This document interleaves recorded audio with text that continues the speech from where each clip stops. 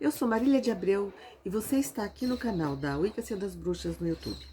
Hoje nós vamos abordar o tema a evolução da magia, a evolução da bruxaria e a bruxaria como também um instrumento evolutivo. Até mais.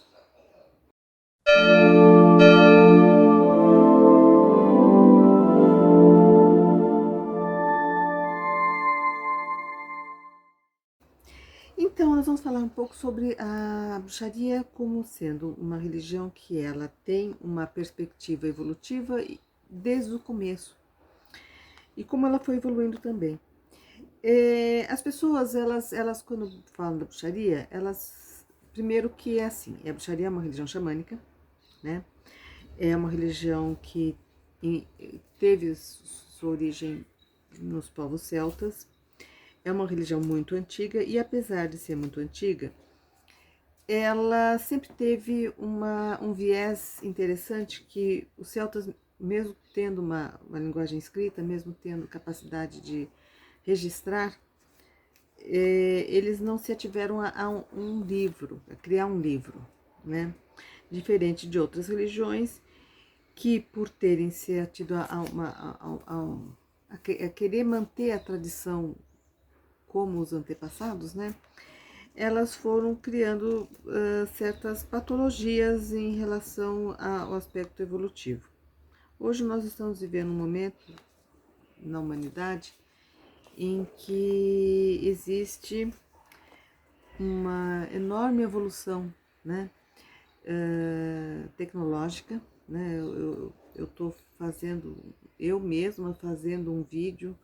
Quem diria que um dia eu seria capaz de fazer um vídeo, ter o instrumento para fazer esse vídeo, estar conversando com pessoas, pelo menos no Brasil todo, né? Podendo acessar pessoas do Brasil todo, havendo uma troca, né? Eu estou atendendo, estou dando aula para pessoas de diversos estados e até fora do Brasil. Então, assim, é uma tecnologia que na minha infância era ficção científica, né? Então, no tempo de uma vida, já foi ficção científica o que a gente está vivendo.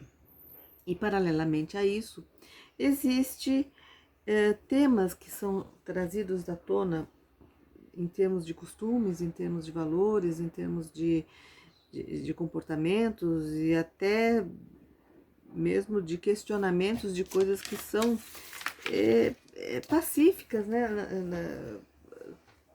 Porque o aspecto religioso, ele ficou preso numa era pré-histórica, praticamente, né? É assim, as pessoas, elas hoje, elas têm essa perspectiva de querer seguir um livro que em tese teria sido escrito ou que retrataria a saga de um povo nômade do deserto, que nem agricultura existia ainda, quer dizer, eles eram pastores, e que teriam um sistema de vida e que teriam os valores, teriam a religião deles, e teriam o culto deles, a forma, a ética, a moral de um tempo, que talvez pudesse até ter sido cabível para aquela época, mas que hoje as pessoas pretendem querer replicar esses valores de um povo que era da era do bronze. Então a gente pensa assim, como é que pode conviver hoje uma, um modo de pensar que, assim, não adianta a gente falar assim, ó, as pessoas precisam ter consciência de respeitar a questão da sexualidade dos outros, a questão da a liberdade de expressão. Não adianta querer conscientizar se você tem que seguir uma religião, se no fundo você é treinado desde criança, involuntariamente, a seguir uma religião que prega que não tem que seguir, que não tem que aceitar nada, que tem que punir, tem que matar, tem que tá errado, vai morrer no fogo do inferno, enfim. os livros, eles teriam uma função interessante se a gente pensasse no sentido antropológico, no sentido de você ter um aspecto histórico, né? Mas as pessoas, elas se ativeram justamente a questão de seguir aquela padrão ético, moral, e mesmo tendo tido, quer dizer, quando a gente fala em cristianismo, a gente fala também um avatar, um ser que teria questionado esses valores, né? Mas não foi assimilado o que ele disse, né? O que ficou mesmo foi aquelas ideias. E esse é o grande risco quando você segue uma religião que ela esteja muito presa a uma tradição, né? Hoje, inclusive, existe pessoas, seguidores da bruxaria, que querem muito se ater à bruxaria, às tradições, a seguir conforme determinadas pessoas que fizeram a bruxaria renascer, elas criaram também sistemas e assim. Mas isso é totalmente contra o cerne do que a bruxaria, quando nasceu, ela teria como intenção. Os celtas, eles, apesar de, como eu estava dizendo, né, os celtas, apesar de terem uma linguagem escrita, eles nunca usaram para registrar os feitiços, as magias, as coisas, porque eles achavam que a religião, ela tinha que... ela era dinâmica, né? O princípio divino, que ele está presente em tudo, ele é um princípio que a gente expressa, né? E cada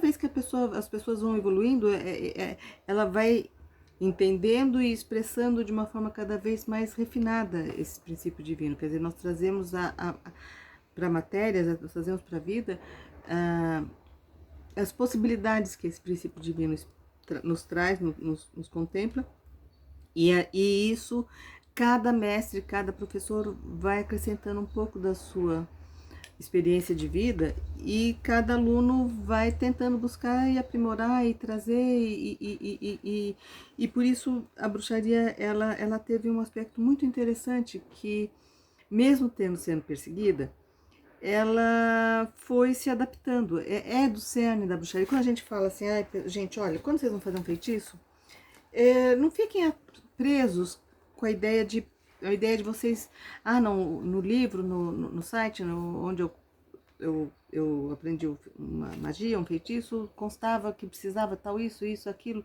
Eu falo, gente, não, porque a ideia da bruxaria desde o início foi uma ideia de que você tem que usar os recursos que você tem disponível. A magia é algo para você fazer no momento em que não tenha possibilidades de fazer de outro jeito. Então, ela não pode ser uma coisa inviável, né? Então, só desse conceito já fala que, por exemplo, quando as pessoas falam assim, você tem que acender uma vela cor-de-rosa para atrair o amor, e você fala, gente, não tem nem dinheiro para comprar uma vela cor-de-rosa, ou na minha cidade não tem lugar que venda vela colorida, ou então eu tô em quarentena, não posso sair, enfim.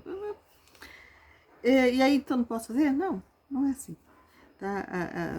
Pensar que na época em que as ideias da magia, da bruxaria começaram a existir, elas não tinham acesso à vela, gente, nem cor, era candeeiro que existia, né? Então, a gente não pode pensar que as coisas, elas tenham que ser de uma forma formal, né? Eu gosto muito desse aspecto na bruxaria, porque ela é um aspecto muito feminino. Ela não, vamos improvisar, vamos ver o que tem, vamos resolver as coisas como tem. E isso pode parecer uma coisa assim, tipo improviso, meio gambiarra, sei lá, alguma coisa meio assim, mas não é. É o suprassumo de desenvolver a criatividade, de você desenvolver a capacidade de fazer coisas, de repente, você não tem, você faz. E principalmente estar aberta às novas tecnologias, às novas coisas. Então tudo, a bruxaria, ela é uma religião que ela está muito ligada à vida mesmo, né? Os alunos às vezes se assustam quando eu falo, gente, não tem vela, tá difícil, compra vela de LED, compra vela de LED, compra uma luminária é um foco de luz. É, tem alunos que têm livros de sombra no celular, quer dizer, grava, escreve, fotografa, registra, arquiva na nuvem, enfim. É, é do cerne da bruxaria essa evolução. E ela também, e uma coisa que eu percebo é que também, assim, às vezes quando a gente, sim, quando você tem um feitiço que ele é consagrado, né, aqueles feitiços que, aquelas magias que resistiram ao tempo e que estão ainda presentes, estão ainda disponíveis, as pessoas conseguem utilizar, elas são interessantes porque elas têm uma força nelas implícita, né? Você já tá desencadeando uma coisa que já está meio que no piloto automático, mas novas tecnologias estão fazendo com que existam adaptações, com que existam e que a magia em si ela também está se sutilizando, né? Eu acho muito interessante que quando as pessoas começam a ter o entendimento, por exemplo, de que você pode fazer um ritual numa encruzilhada, mas quando você traça um círculo e você chama os quadrantes, você está traçando uma encruzilhada, e essa é uma encruzilhada que ela é real em termos espirituais, mas ela é simbólica. E você também pode fazer as coisas de modo simbólico, né? E quando a gente tem a percepção de que isso não é que isso vale, não é fingir, não é fazer qualquer coisa, não, é mais sutil, na verdade é até mais real. Quando você, porque assim, a gente tem que entender que em momento algum o poder está nas coisas, tá? Em momento algum vai ser a cor da vela, né? Toda a ideia da magia é algo para você ter capacidade de visualizar, ter a capacidade de focalizar sua atenção, sua intenção, né, de um modo a desencadear alguma coisa. Mas não necessariamente que aquela coisa que seja o importante. Você está usando uma cor, uma vela, uma erva, que elas vão ter uma energia própria, que elas vão ter uma função, mas elas estão principalmente sendo usadas pelo seu poder mental, mas é um poder mental que não é o racional, então por isso tem que ser simbólico, né? E você vai desencadear alguma coisa. E isso, por incrível que pareça, primeiro que você tem a possibilidade de sentir que você não está impotente diante de uma situação. A magia, eu acho que uma das coisas principais da magia é que, assim, primeiro que os bruxos são pessoas que eles não são resignados, né? Então existe uma situação, existe algo que você está sentindo que você está impossibilitado de obter, realizar, fazer alguma coisa. Então você vai para a magia realizar aquilo de uma forma simbólica ou de uma forma ritualística e aquilo primeiro que já te traz uma satisfação e já te traz um empoderamento no sentido de assim, não, gente, eu não fiquei parado. Eu fiz alguma coisa, eu fiz o que deu, eu fiz no nível simbólico. E esse nível simbólico, ele repercute, ele desencadeia as coisas. E isso, a ciência talvez ainda não explique o elo de conexão, mas existe essas sincronicidades que vão, de repente, atraindo aquilo para você. Como isso vem funcionando, né? As pessoas, eu gosto quando as pessoas nos procuram, que a gente fala assim, olha gente, registra tudo, porque às vezes você faz alguma coisa e às vezes demora um pouquinho e você não faz a conexão de que aquilo que você pediu, aquilo que você quis desencadear, realmente depois você obteve e aquilo aconteceu. Então você tem que registrar, que o registro é uma forma de você depois falar assim, não gente, funcionou, sim, eu posso replicar, sim, eu já sei como funciona, enfim. Então você vai tendo esse registro e aí fica aquela coisa, você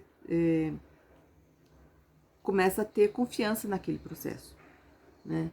E isso realizado sempre, né? Você está sempre concretizando essas coisas, você vai tendo confiança para em momentos de grande necessidade, às vezes até de incerteza, de dúvida, de medo, né? A gente consegue desencadear mesmo assim, porque você conseguiu sedimentar no seu íntimo a certeza de que funciona.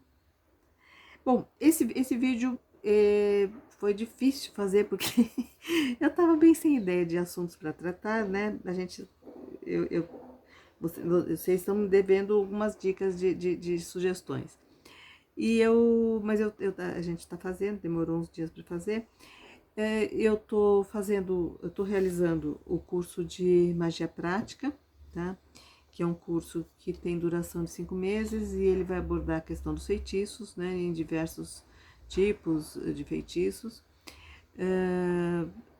E vamos estar realizando também renovando, né, o curso de tarô mitológico como oráculo e como instrumento de magia, tá? Também, se vocês tiverem interesse, depois vocês deixem façam um contato através da página aqui do YouTube, tá certo? Eu agradeço vocês, nós estamos já com nossos 1.000 inscritos, mais de 1.000 inscritos, então foi uma meta alcançada. Agora a próxima